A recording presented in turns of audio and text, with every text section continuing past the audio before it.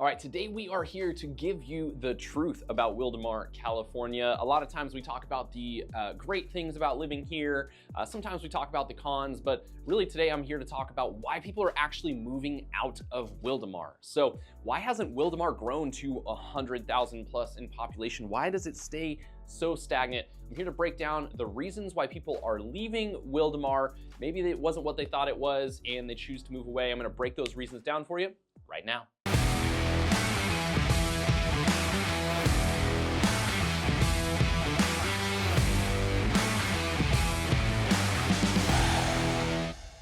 Hey guys, I'm Andrew Lewis, your local Temecula Valley Realtor, and this channel is dedicated to all things living in the Temecula Valley.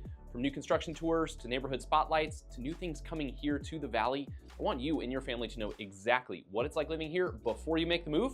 Let's get to it.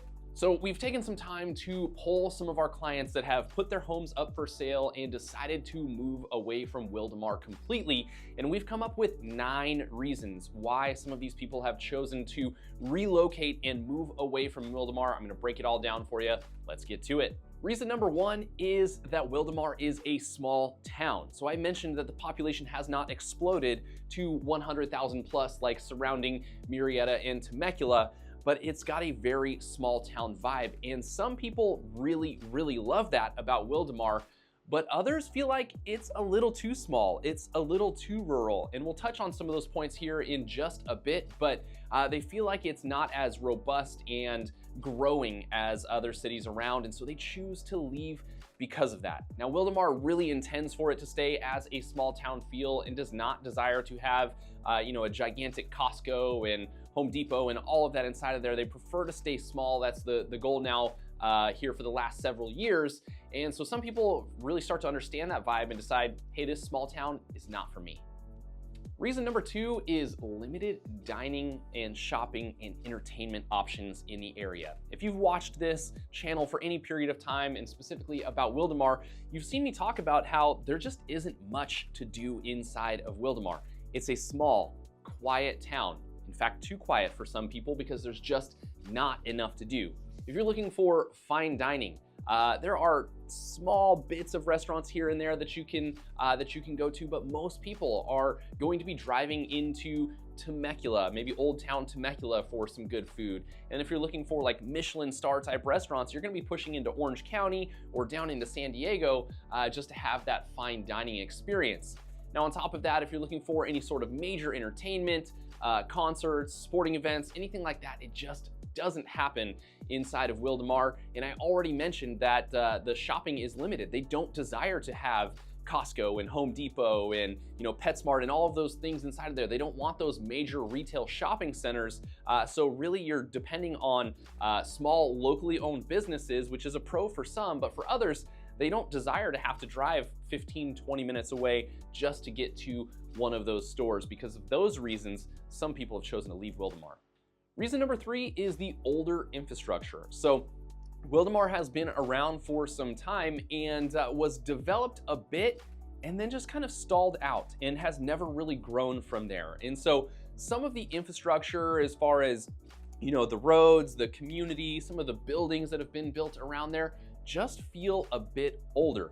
Now, if you're coming from the East Coast, we're not talking the 1700s, right? We're talking more recently here, but some of those feel older compared to surrounding Murrieta, Temecula, Menifee, Winchester. It's just going to feel a bit more old and a little bit more outdated. And so some people, come into Wildomar, they enjoy the rural for just a little bit, but then realize, hey, I'm looking for something a little bit newer. And so for that reason, some people have chosen to leave as well.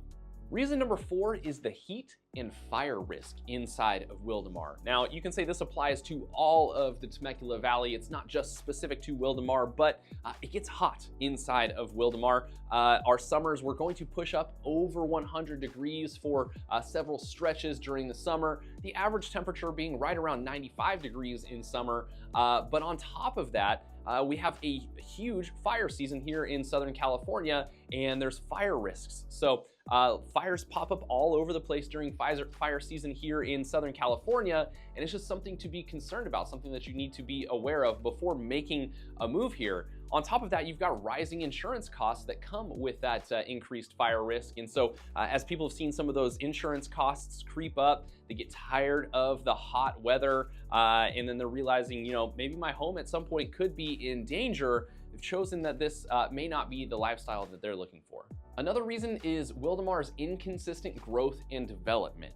Now, I would say the city itself seems to lack an overall master plan for things. So when you come to Murrieta or Temecula, you've got these master planned communities dropped all over in the locations for each neighborhood kind of make a little bit more sense. It doesn't mean that they're perfect by any means, but when it comes to Wildomar, it's just a lot more sporadic. It's, you know, you've got one neighborhood here, and then you've got a manufactured home park here, and then some industrial here, and it's just kind of seems like over time they haven't really kept a good balance of what each of those areas should look like. It's kind of just a random smattering of things, and so there's some inconsistency there, along with the fact that it's been a little stale growth-wise. So as I mentioned, the lack of big box stores and retail chains and things like that has really stagnated out the growth and left other people seeking more developed and younger towns that might be adopting some of that growth a little bit faster than Wildomar does.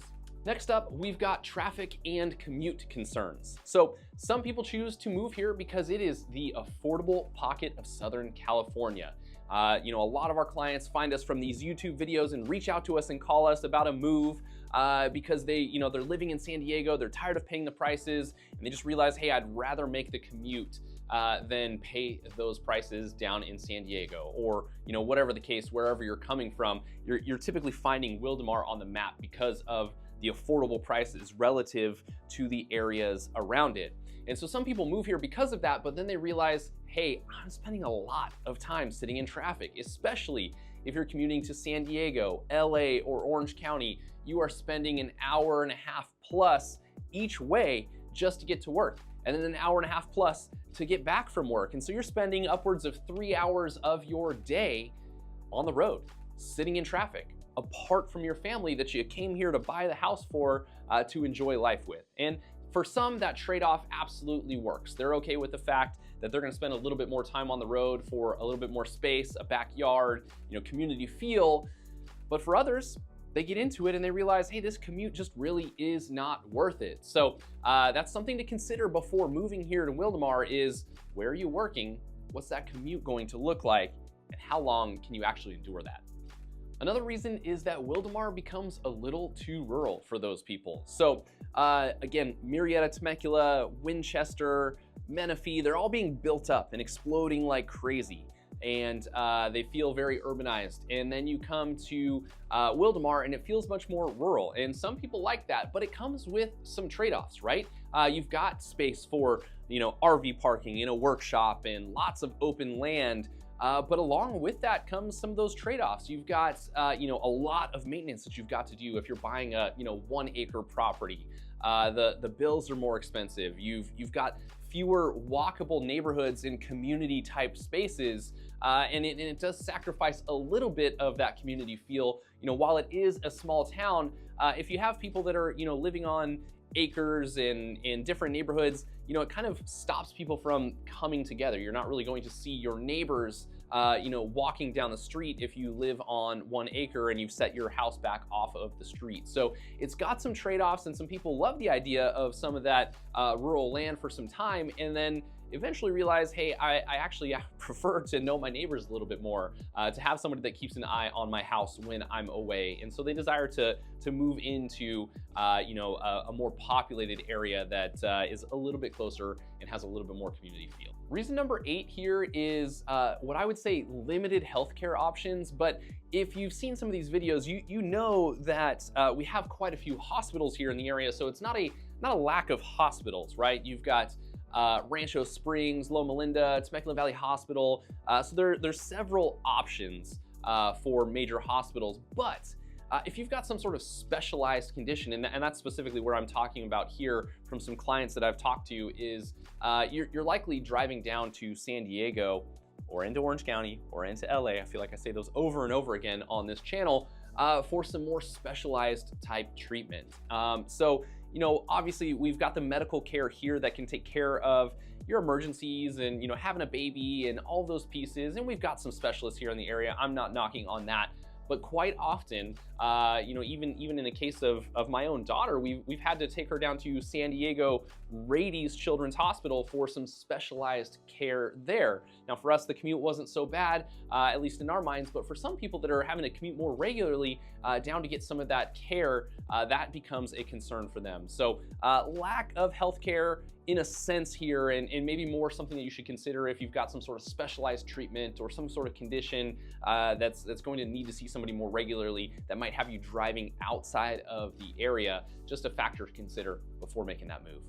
And last but not least, some people just get here and decide they need a lifestyle change. They want something different. They want better schools, more walkable space inside of a neighborhood. They want a change of pace. They want to be by the coast. They want to be more out in the desert. Whatever that is, a lot of times it's not a major flaw to the community, but sometimes people are just looking for a change of pace, a change of perspective, and so they desire to make that move. So all of that to say, Wildomar is a great place to live if you're okay with those little nuances that we just talked about. It's going to feel small. It's going to be hot. There's not going to be a ton for you to do. And if you're looking to live on some acreage and you know, have a little bit more seclusion to your life, you've got that option in Wildomar. Oh, and hey, by the way, there's actually also brand new construction, walkable neighborhoods that are being built inside of Wildomar. So there's options for you there. You know, you've just got other factors that you've got to weigh out. So it's a slow growing community in comparison to some of the surrounding cities, but still an option that many people consider.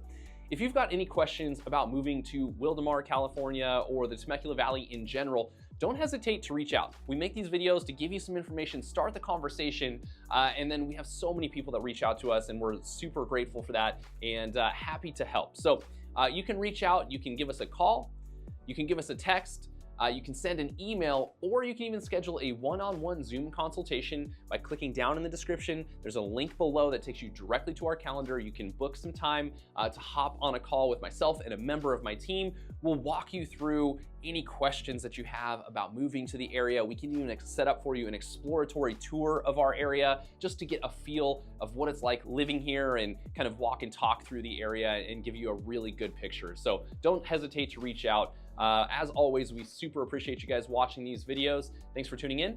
We'll see you next time.